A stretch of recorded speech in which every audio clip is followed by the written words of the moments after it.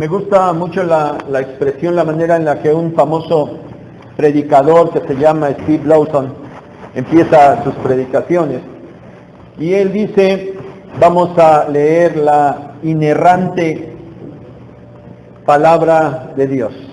La inerrante e infalible palabra de Dios. Y eso, hermanos, debemos creerlo y eso debemos estar convencidos. Es una doctrina básica de nuestra fe. Y bueno, cada que nosotros nos reunimos en este lugar y exponemos el mensaje, la predicación, invariablemente nos estamos acercando, nos estamos adentrando en esa inerrante palabra de Dios. Y de esa manera debemos tomar el mensaje que de ella encontramos. Y bueno, recordemos Génesis 1, Génesis 2, Dios el Creador. Y por tanto, si Dios es el Creador, Dios es el soberano y Él tiene toda la autoridad sobre su creación. El hombre, criatura de Dios. Creación especial de Dios. Diferente y superior al resto de la creación, incluidos los animales. Por lo tanto, dentro de las criaturas de Dios, el hombre tiene el lugar de mayor importancia. El hombre fue creado a la imagen de Dios, con la capacidad de comunicarse con Dios. Recibió una especial bendición del Creador. Fue puesto sobre el resto de la creación en esta tierra. Él fue el encargado de juzgarla y de dominarla. Y fue puesto, después de haber sido creado, fue puesto en un lugar especial, en un lugar que Dios hizo para él, ahí el huerto del Edén. Y entonces, todo el hombre, tanto en su interior como en su exterior, estaba bien. Todo era perfecto, no había sufrimiento, no había dolor, no había nada dentro de él que estuviera mal. Ni en el ambiente exterior, todo estaba bien, no había necesidad de nada, había abundancia, todo dentro y fuera del ser humano era perfecto. No había ninguna alteración en su ser mismo, pero sobre todo, tenía una perfecta comunión con Dios. Y después de enfatizar todo esto allá en los capítulos 1 y 2 de Génesis, ahora en el capítulo 3, Moisés narra la tragedia de la caída del ser humano. En el capítulo 3 encontramos la entrada del pecado en la humanidad. ¿Por qué el hombre es como es? ¿Por qué hay tanta maldad en esta tierra hasta este día? Porque todo empezó en este capítulo 3 de Génesis, así fue. Y por eso les decía hace rato, estamos ante la inerrante palabra de Dios, ante la verdadera palabra de Dios. Y si queremos entender por qué las cosas hoy son como son, tenemos otra vez que remitirnos al principio. Y en el principio así fue. Y lo que nosotros encontramos en este libro del Génesis, como lo que encontramos en toda la Biblia, es verdad. Y aquí encontramos ese terrible momento de la entrada del pecado en la humanidad. Y encontramos lo terrible de sus consecuencias. Pero, oh grandeza de la misericordia de Dios, porque una vez que el hombre ha pecado, inmediatamente se manifiesta la gracia de Dios. Y eso vamos a ver en este capítulo 3. Y ya saben, como siempre, tengan su Biblia abierta, capítulo 3 de Génesis. Ahí manténganla, vamos a ir desglosando este pasaje. Y tres cosas quiero que veamos en esta mañana. La primera de ellas, el tentador, la tentación y el pecado. El tentador, la tentación y el pecado, versículos 1 al 6. Pero antes de eso, quiero que vayamos al último versículo del capítulo 2, ¿cómo viene? Ya saben, hermanos, que nuestras Biblias, aunque divididas hoy por capítulos y versículos, no se escribieron así al principio, ¿verdad? Estaban escritas totalmente de corrido. Pero vean cómo termina el capítulo 2. Y estaban ambos desnudos, Adán y su mujer, y no se avergonzaban. Ciertamente era una desnudez literal, sí, estaban desnudos. Pero la razón para no avergonzarse era porque estaban en una condición de total ausencia de maldad y de pecado. Esto nos muestra, hermanos, que el hombre y la mujer entonces estaban bien consigo mismo, no había problema. Estaban bien con el otro único ser humano que había allí en la tierra, su esposo, su esposa. Estaban bien con ellos, estaban bien con el otro ser humano, estaban bien con el resto de la creación, pero sobre todo estaban bien con Dios. Y en esa condición de perfección se encontraban. Por eso, aunque desnudos literalmente, eso significa que no había nada, ninguna maldad en ellos. Por eso no se avergonzaban, no tenían temor ni de ellos mismos, ni del otro, ni de la creación, ni de Dios, ni de nada, ni de nadie. Estaban en una condición de total santidad. Todo era perfecto. Y entonces empieza el capítulo 3 diciendo, pero la serpiente era astuta más que todos los animales del campo que Jehová Dios había hecho. Ahora vuelvan a ver desde el 25 y leámoslo de corridito para que notemos esto con lo que les acabo de decir, con ese pensamiento que les acabo de decir del estado de perfección del ser humano. Y estaban ambos desnudos, Adán y su mujer, y no se avergonzaban, pero la serpiente era astuta, más que todos los animales del campo que Jehová Dios había hecho. Si nosotros nos damos cuenta, Moisés no identifica quién es la serpiente. Él no dice de quién se trata. Y hermanos, esto sin duda que puede ser porque Moisés no quiere que en su relato se le dé más importancia a la serpiente. Lo que él quiere dar a conocer es lo que la serpiente dijo y lo que la serpiente hizo.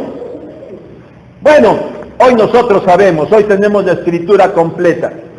Y hoy sabemos por allá, por el último libro de la Biblia, el libro del Apocalipsis, capítulo 12, verso 9 y capítulo 20, verso 2, que la serpiente es Satanás. Pero Moisés solamente la nombra, pero nos dice lo que hace y lo que dice. Y parece, ¿verdad?, cuando leemos ahí la condición del hombre y ese pero, la serpiente, parece que Satanás no toleraba la perfección de la creación de Dios, que no toleraba la perfección del ser humano. Por eso, cuando la serpiente es incluida allí en la narración, aparece esta palabra pero, y entonces empieza la narración de lo que esa serpiente hizo para descomponer la perfección de la creación de Dios y la perfección del ser humano. Y vean cómo la serpiente, Satanás, empieza su ataque, como siempre el ataque de Satanás, de una manera sutil. Y él empieza y no lanza ninguna acusación directa en contra de Dios. De hecho, otra vez él da por sentado que Dios ahí está, que Dios existe y que Dios ha dado las órdenes. Pero él lanza una pregunta abierta. Segunda parte del versículo 1. ¿Con que Dios os ha dicho, no comáis de todo árbol del huerto? Hay una pregunta allí abierta. No niega la existencia de Dios, no niega el mandato de Dios, pero tergiversa la pregunta. Es una pregunta mentirosa y lo hace sin duda para iniciar la plática. Y parece que Satanás dejara allí la pregunta para que entonces la mujer tome participación en esa charla, en ese diálogo que la serpiente quiere con la mujer. Y empieza a lanzar esa pregunta como dejando que ahora la mujer pues tome la iniciativa, que la mujer responda, que la mujer aclare, que la mujer le explique cuál es el mandamiento. Inclusive, si hasta pudiéramos pensar que la mujer defienda a Dios, ¿verdad? Porque Satanás está diciendo, Dios les dijo esto, ¿verdad? Y la mujer responde. La mujer responde, versículos 2 y 3. Del fruto de los árboles del huerto podemos comer, pero del fruto del árbol que está en medio del huerto Dios dijo, no comeréis de él, ni le tocaréis para que no muráis. Bueno, esta respuesta de la mujer deja al descubierto una de dos cosas. O bien la mujer era ignorante del mandamiento específico de Dios, o bien a ese mandato de Dios, aunque lo había escuchado correctamente, lo tomó con un desinterés, con cierto desdén. Algo pasó en la mujer. ¿Por qué? Porque no lo repitió como era, le añadió cosas. Y ella dijo, ni le tocaréis. Dios no había dicho eso.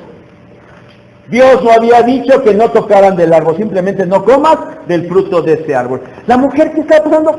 ¿Le interesaba? ¿No le interesaba? Ella ciertamente no había recibido la orden directa de parte de Dios, había sido Adán y a través de Adán había llegado a ella. ¿Hizo caso? ¿Lo tenía en poco? No sé. La verdad es que sí, la respuesta de la mujer no es una respuesta correcta.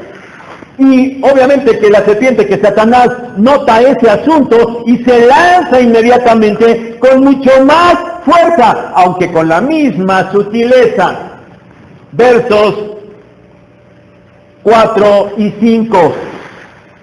Entonces la serpiente dijo a la mujer, no moriréis, sino que sabe Dios que el día que comáis de él, serán abiertos vuestros ojos y seréis como Dios, sabiendo el bien y el mal. Noten ahora la sutileza de la serpiente de Satanás. Primero le hace una pregunta abierta y ahora ya no pregunta, ahora afirma. Y él de una manera blasfema difama a Dios y lo acusa de no decir la verdad, lo acusa de tener motivos egoístas al haberles hecho tal prohibición, y les dice verdades a medias y les miente. Eso es lo que hace Satanás. No morirán, les dijo primero, no morirán. Saben, esta es la primera mentira registrada en la Biblia. Ya saben, el libro del Génesis es el libro de los principios, el libro donde por primera vez van apareciendo cosas, y bien pronto, capítulo 3, aparece la primera mentira. Y si nos damos cuenta, esta mentira tiene que ver con el juicio de Dios. ¿Qué había dicho Dios? No coman de ese árbol, del fruto de ese árbol, porque el día que coman, entonces serán acreedores a una consecuencia, habrá un juicio, ese juicio es que van a morir. Y la primera mentira de la serpiente es, no hay tal juicio, no van a morir. Y hermanos, esa mentira sigue vigente el día de hoy. ¿Cuántas y cuántas personas? El infierno no existe. Bueno, el infierno está aquí en esta tierra. No puede haber juicio. Un Dios amoroso no puede enviar a ninguna de sus criaturas al infierno. Todos se lo han escuchado, ¿verdad? Una negación del juicio de Dios. La primera mentira de Satanás sigue vigente el día de hoy. Y la gente le sigue haciendo caso. No hay juicio, no hay infierno, no existe Satanás. Nadie ha venido de allá para decirnos que eso existe y nadie nos ha venido a platicar. Una negación del juicio de Dios. Pero después una verdad a medias, y un poquito más adelante vamos a ver por qué era una verdad a medias. Serán abiertos vuestros ojos y seréis como Dios, sabiendo el bien y el mal. Digamos por el momento que según la serpiente, según el diablo, la motivación de Dios para impedir que sus criaturas comieran de ese árbol del conocimiento del bien y del mal era para evitar que sus criaturas llegaran a ser como Él. Dios no quiere. Como no quiere, entonces por eso le dice, no vayan a comer, porque Dios no quiere que sean como Él. Motivos egoístas. Hermanos, notemos la sutileza y notemos la maldad después de estas palabras acusatorias. Eso es lo que hace Satanás y no hizo más. Se fue. No hay más plática, no hay más instigación. La serpiente no le dijo, mira qué bonito árbol, mira la fruta, no se te antoja, inclusive no lo cortó y le dijo, ten, cómelo. No hizo eso. Terminó estas palabras, estas sencillas palabras, pero palabras totalmente llenas de maldad. Y se fue. Y deja sola a la mujer. Satanás ha sembrado la tentación. Satanás ha dejado en la mujer una duda acerca de Dios y de su palabra. Ha dejado una duda acerca de los mandamientos de Dios. Ha dejado una duda acerca de las intenciones de Dios. Y ha llegado hasta ahí, porque a final de cuentas no podía obligar a la mujer a comer del fruto. Ha dejado solamente sembrada la duda. Y entonces se queda ahí la mujer. Ahí está sola. Y se queda con las palabras de la serpiente en oposición a las palabras de Dios. Y la mujer allí en su interior se crea una idea falsa de Dios. Y pone en duda la palabra de Dios. Sí, yo creo que no es verdad lo que Dios había dicho. Y empieza a germinar dentro de ella el pecado. Y el proceso que encontramos ahí en el versículo 6, véanlo. Y vio la mujer, primera cosa, y vio la mujer que el árbol era bueno para comer. Segunda cosa, que era agradable a los ojos. Tercera cosa, y era árbol codiciable para alcanzar la sabiduría, deseos, vista agradable y obsesión por ciertas cosas. Hermanos, ese proceso del pecado ha permanecido siempre.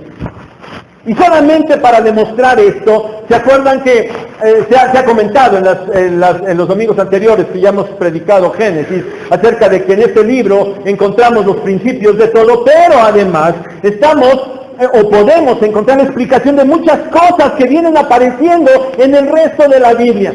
Y para demostrar esto, quiero llevar su atención sobre este proceso que encontramos en el verso 6, con relación a lo que el apóstol Juan dice allá en su primera carta, capítulo 2, verso 16. Y él dice allí, porque todo lo que hay en el mundo, los deseos de la carne, los deseos de los ojos y la vanagloria de la vida, no provienen del Padre, sino del mundo. El mismo proceso, los mismos puntos. ¿Qué hizo la mujer? Vio que el árbol era bueno para comer. ¿Cómo lo llama Juan? Esos son los deseos de la carne.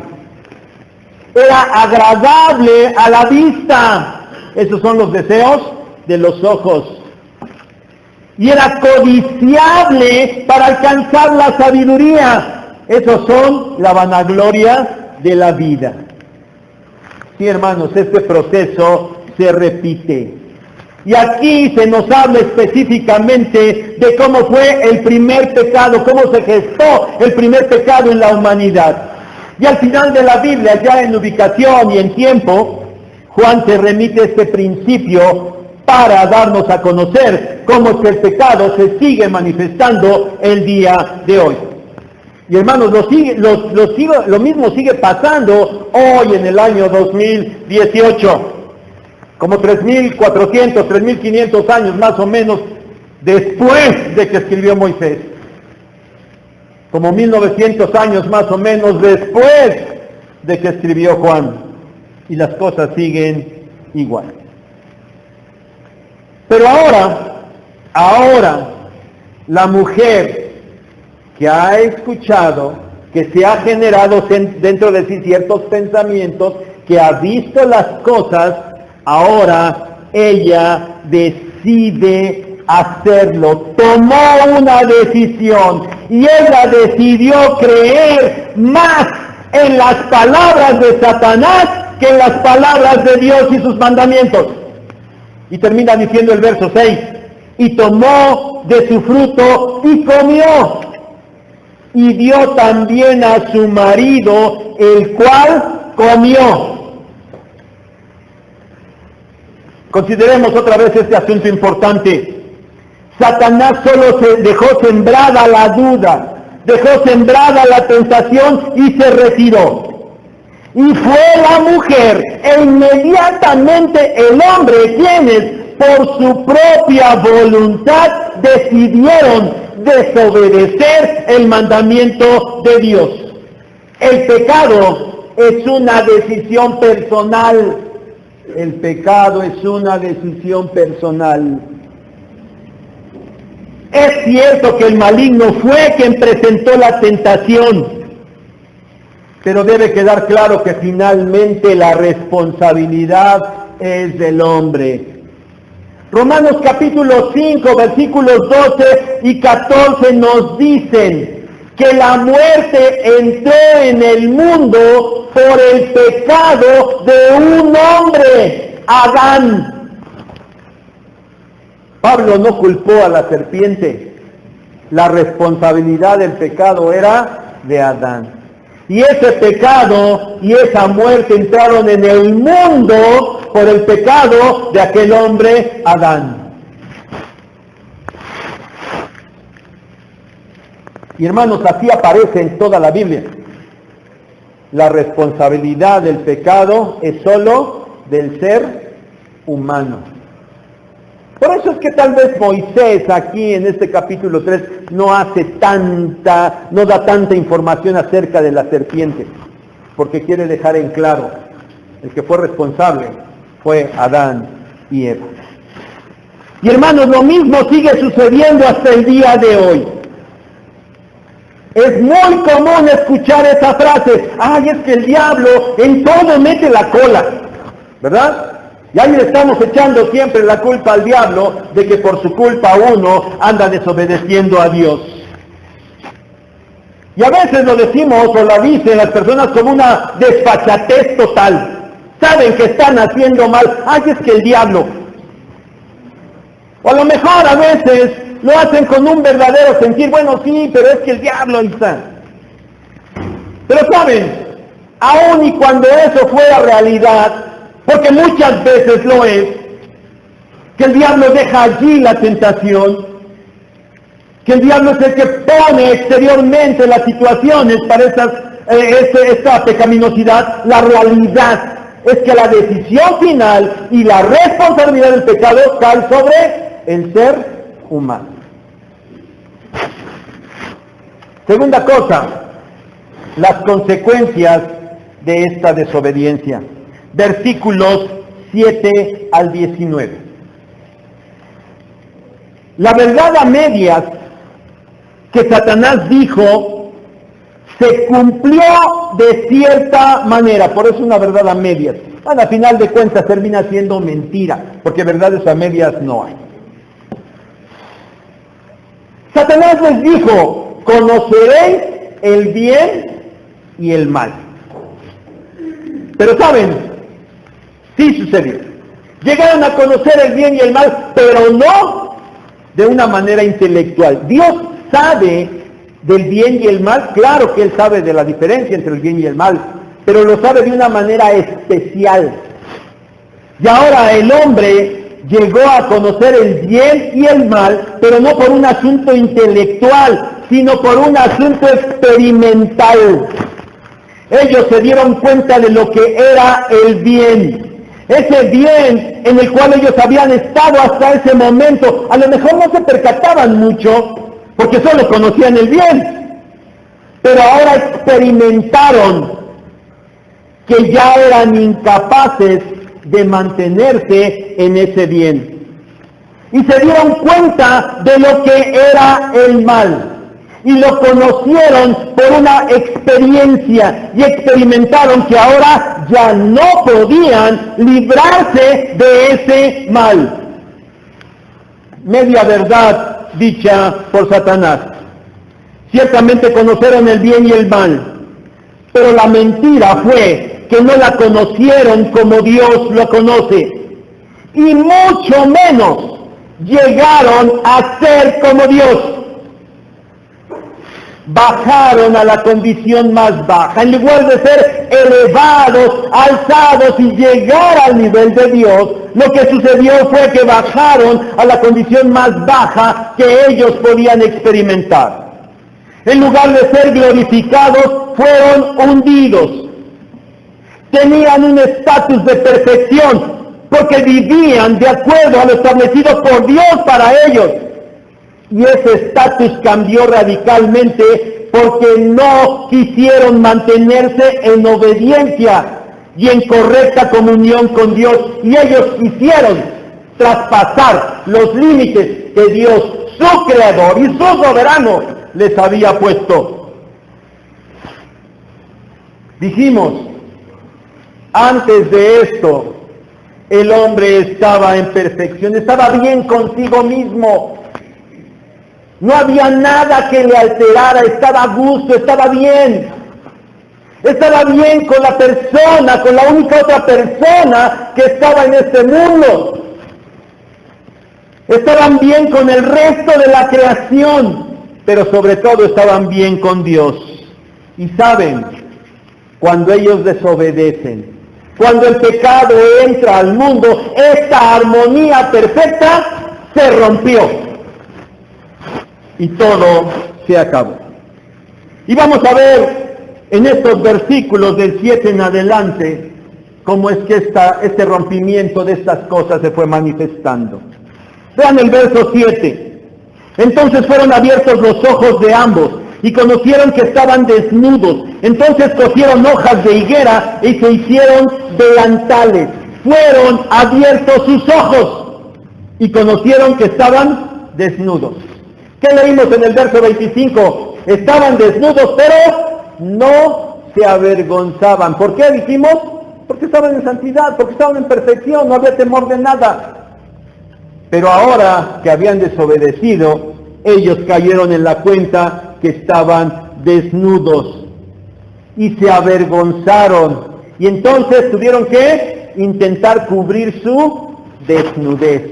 Y cosieron hojas y se hicieron delantales.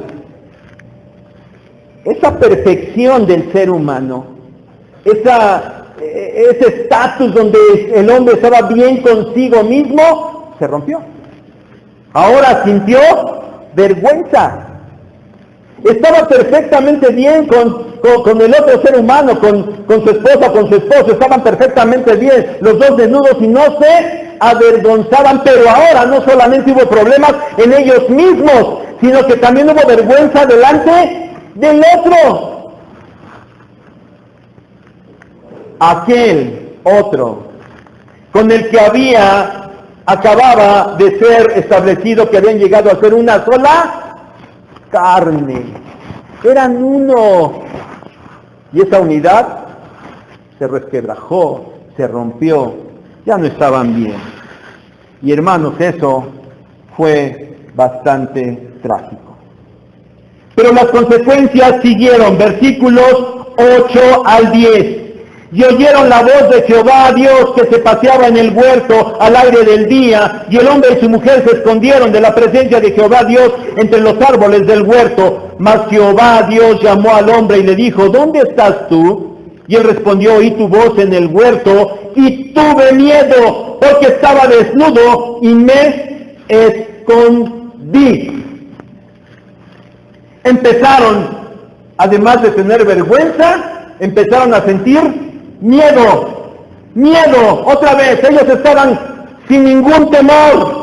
Y ahora empezaron a tener miedo y sintieron temor de Dios. Hubo una ruptura en su comunión y en su relación con Dios. Y esto fue la consecuencia más terrible para la humanidad. Porque la humanidad desde ese momento está separada y enemistada con Dios. No quiere saber nada de Dios. Vergüenza y miedo, alteración de sí mismos, alteración de su relación con el otro ser humano y alteración de su relación con Dios. Y en esa alteración de los versículos 11 al 13 encontramos que el hombre, ahora que tuvo miedo, quiso excusarse y quiso echar culpas. Era su culpa que no quería asumir y ahora se le empezó a querer echar a los demás. Y el Señor llega y le dice, el hombre acusa a la mujer, ¿qué pasó? ¿Comiste del árbol que te dije que no comieras? ¿Y qué dijo Adán? La mujer que me diste, ella me dio y comí. El hombre acusa a la mujer, eran uno mismo. Y ahora, en ese desencuentro, en ese rompimiento, ahora pues yo me salvo, la culpa es de ella. Y qué desfachatez la de Adán, porque de una manera indirecta culpó a Dios. La mujer que tú me dices, o sea, la culpa finalmente es tuya, no mía. Y la mujer acusó a la serpiente. Híjole, es que la serpiente me engañó y yo comí. Ahora, hermanos, quiero llamar su atención en lo siguiente. A ver, ¿no era en cierta medida verdad lo que ellos estaban diciendo? ¿Quién engañó a la mujer? ¿No fue la serpiente? Sí es cierto, ¿no? Eso fue lo que ella dijo. ¿Y quién le dio al hombre? ¿No fue la mujer la que le dio? Sí es cierto, lo acabamos de leer. Bueno, esto era verdad en cierta medida, pero hermanos, notemos, esto no los eximió de su responsabilidad personal. Y esto sigue siendo igual el día de hoy. El hombre sigue queriendo justificarse de su pecado culpando a otros. Eso es bien natural.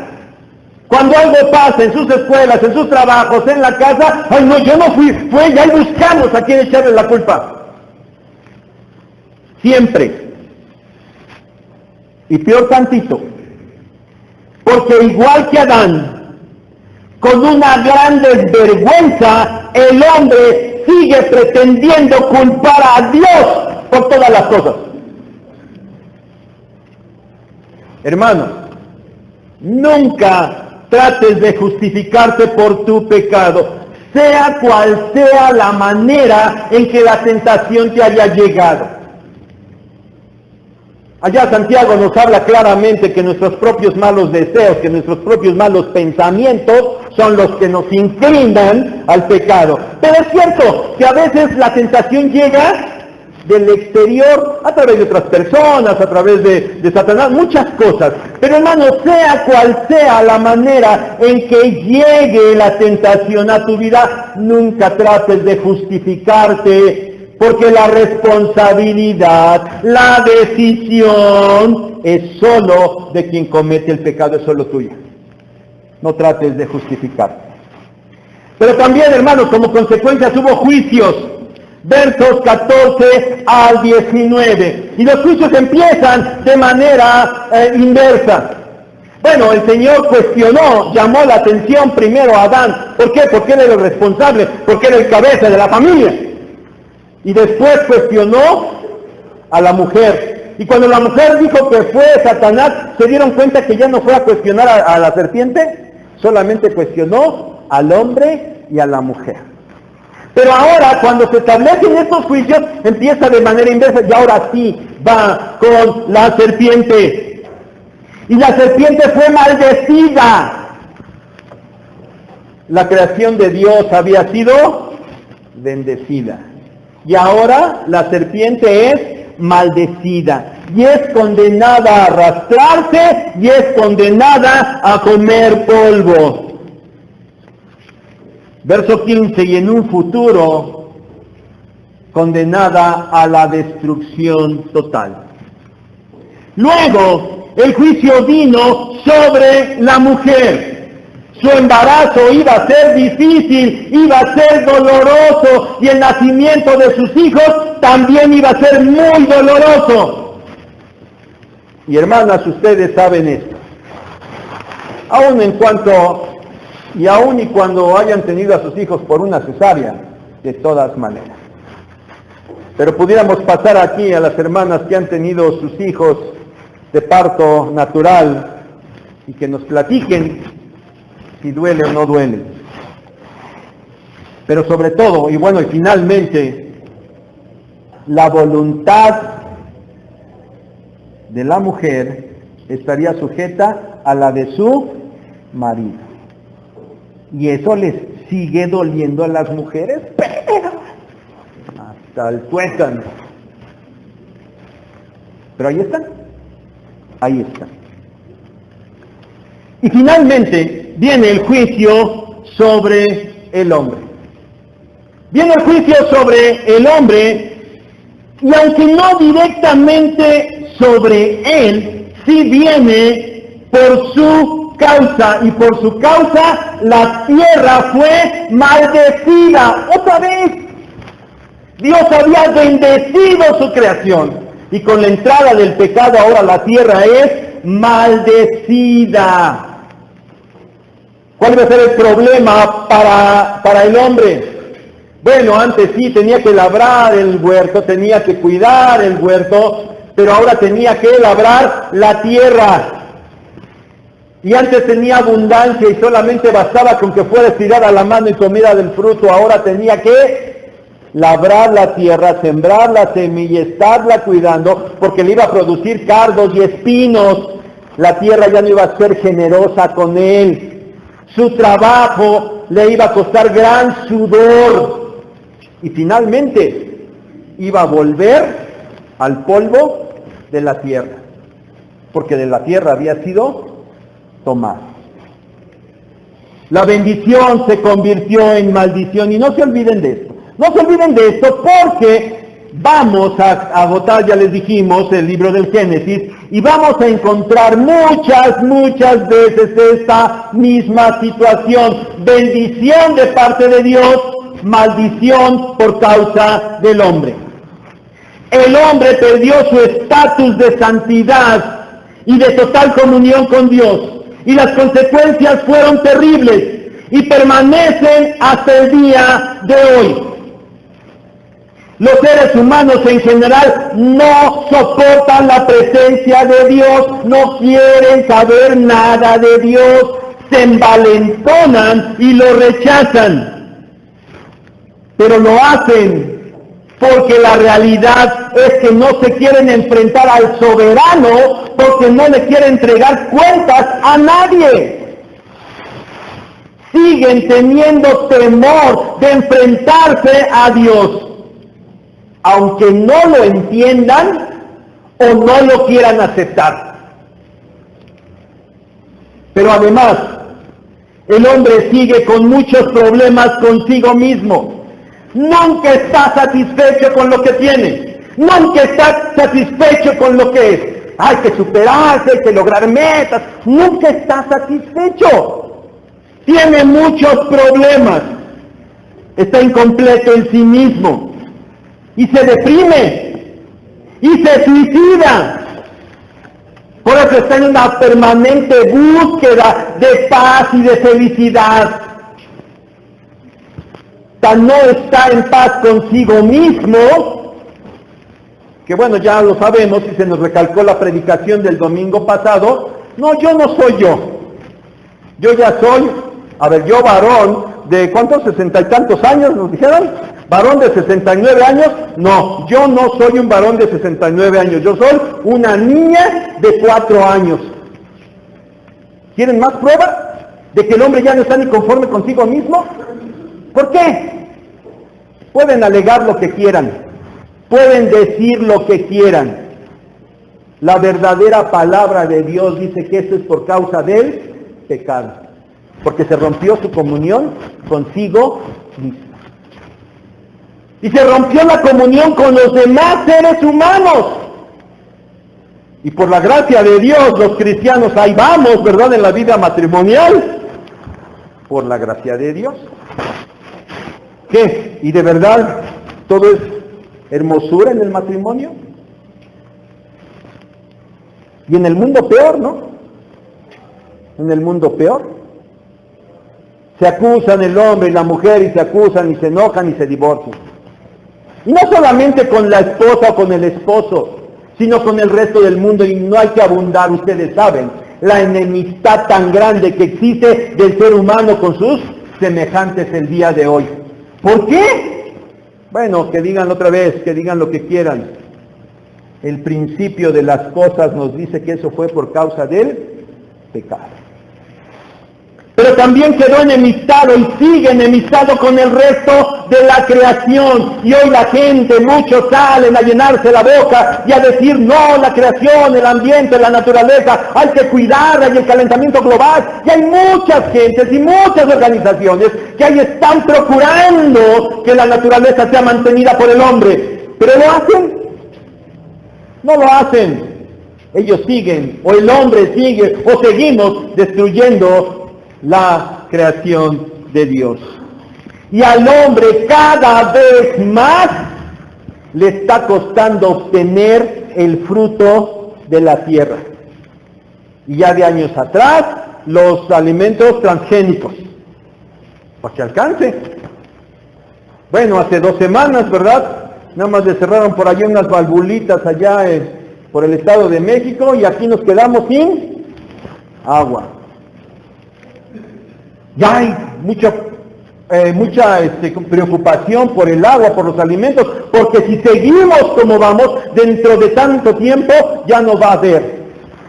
La tierra está maldecida por causa del pecado y no le da al hombre con generosidad.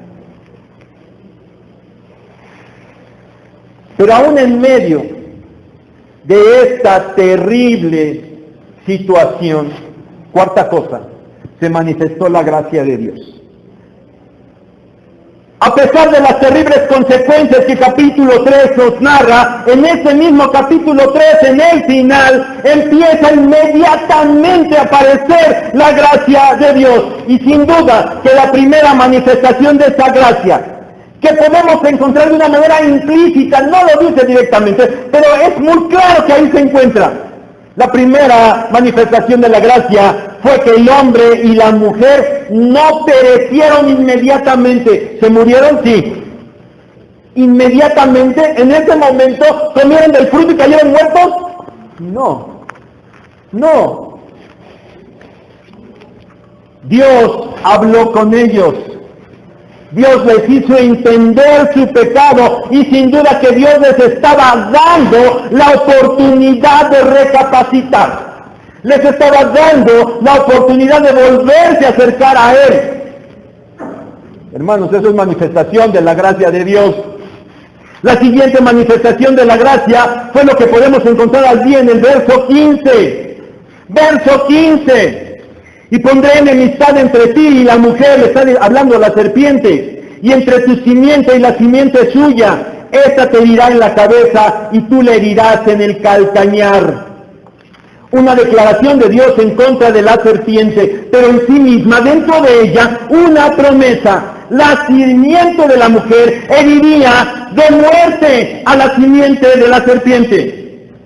Es decir, la condenación por el pecado tendría solución. Había esperanza para la humanidad. Y nosotros hoy entendemos que esa promesa se cumplió en nuestro Señor Jesucristo, el Dios hecho hombre, nacido de mujer, para acabar con la obra de Satanás, muriendo allá en la cruz. Es por eso que a este versículo 15 se le conoce como el protoevangelio. Y ya no abundaré más, porque en la predicación del domingo 9 de diciembre se explicará ampliamente. Ese domingo la predicación estará basada exclusivamente en este versículo 15 del capítulo 3. No se olvide. Pero hermanos, otra manifestación de la gracia de Dios, y Adán se dio cuenta, era que la humanidad no iba a ser destruida, que la humanidad tenía esperanza. Por eso, él y su mujer tendrían descendencia. Y por eso, verso 24, él nombra a su mujer. Hasta ahora no tiene nombre, nada más es la mujer, y ahora el hombre le da nombre a su mujer, y le llama Eva, que significa madre de los vivientes. La humanidad tenía esperanza. Bueno, ¿que no la muerte había entrado? Sí, claro que entró. Adán y Eva iban a morir y toda la descendencia iba a morir, pero no inmediatamente. Ellos no murieron inmediatamente, y su descendencia después de ellos, aunque igualmente pecadora, tendría la oportunidad de vivir, tendría la oportunidad de arrepentirse y de volverse a Dios. Y hermanos, esto sigue siendo vigente el día de hoy. Porque no caemos fulminados por nuestra pecaminosidad, porque Dios nos sigue dando oportunidad. Porque los hombres no caen fulminados por su pecado, porque Dios les sigue dando oportunidad de arrepentimiento. Una manifestación más de la gracia de Dios es evidente en el acto en el que Dios cubre la desnudez del hombre y de la mujer, verso 21. Les hizo túnicas de pieles y los vistió. ¡Cuánta misericordia de Dios! No los dejó andar allá por la tierra con la vergüenza de su desnudez. Dios cubrió esa desnudez con las pieles de animales. Y esto implica que tuvo que haber un sacrificio de un animal. Y esto prefigura que el pecado tenía que ser cubierto mediante la muerte. De hecho, ese era el juicio de Dios. Pero Dios ahora decía y le daba la oportunidad al hombre: tu pecado va a ser cubierto por la muerte de otro, y mató a unos animales. Tu desnudez fue cubierta. Y tenía que haber derramamiento de sangre para cubrir el pecado del hombre. Primero, mediante los sacrificios establecidos allá en la ley de Moisés que todos conocemos.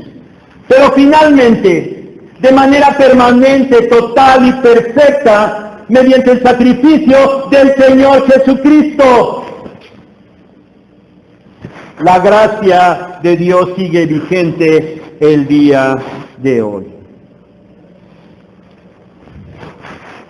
Hermanos, el hombre escogió desobedecer a Dios. El hombre escogió alejarse de Él. El hombre escogió hacerle caso al maligno y sufrió las consecuencias.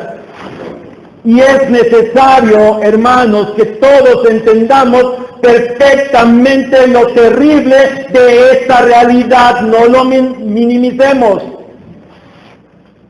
Pero hermanos, el pecado, con todo y lo terrible que es, no pudo ni puede opacar, ocultar o detener la gracia de Dios, que como ya vimos, se manifestó inmediatamente y sigue vigente el día de hoy. Mi hermano, el Dios del Antiguo Testamento es el mismo Dios amoroso y misericordioso del Nuevo Testamento, y esto queda demostrado desde el primer libro de la Biblia. En este capítulo 3, ya que después de narrar la desgracia de la caída del hombre, inmediatamente pone de manifiesto la gracia de Dios. Que nadie se olvide de esto y que nadie te engañe diciendo que el Dios del Antiguo Testamento es diferente al Dios del Nuevo Testamento, porque eso no es verdad. El pecado fue terrible, la responsabilidad fue del hombre, y el hombre pagó sus consecuencias y las sigue pagando.